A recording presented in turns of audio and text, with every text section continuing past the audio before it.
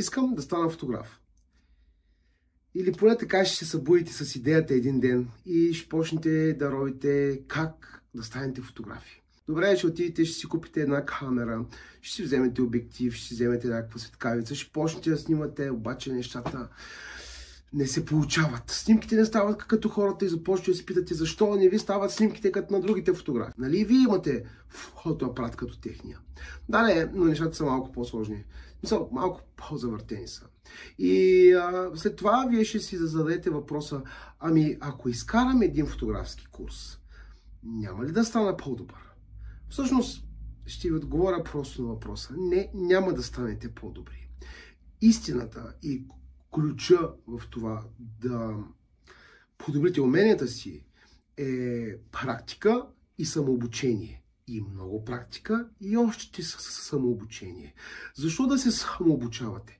Ами, отивайки на курс, някой чичко или леля, или батко или кака, ще ви нахвърля някакви работи, ще ви каже, ето ви информацията, аз я ползвам по този начин, ви може да я ползвате така и ще ви вземе парите, всичко ще приключи. А утре, като ви се наложи да питате нещо друго, какво?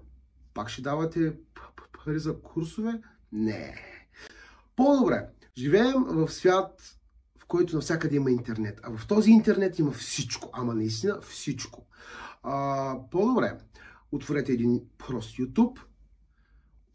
Прегледайте няколко клипа. Как останалите са започнали. Какво им е било необходимо. Стъпка по стъпка. Отворете видеа с техническа информация.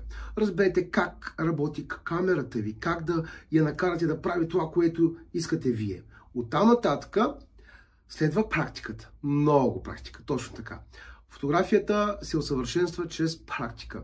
Излизате, снимате, обработвате. Излизате, снимате, обработвате. Ако видите, че нещо не става като хората, отваряте отново ния YouTube клипове, които някакви хора като мене ви обясняват някакви неща. Търсите отговор защо не става както вие искате, намирайки го, излезете отново да снимате. Отново да снимате, да обработвате отново. И така в един момент ви давам пълна гаранция, че нещата ще се получат, стига да имате постоянство.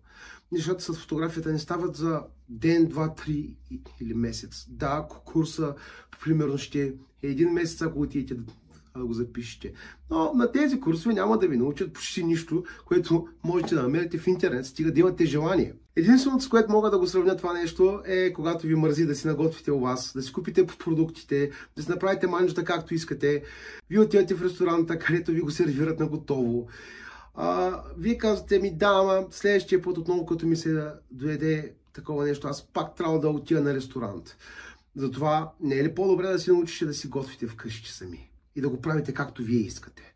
Същото е с фотографията. Така че отваряйте си мозъците, сядайте си на 4 буквието и започвайте да учите, да практикувате и ще се видим следващия път. Айде!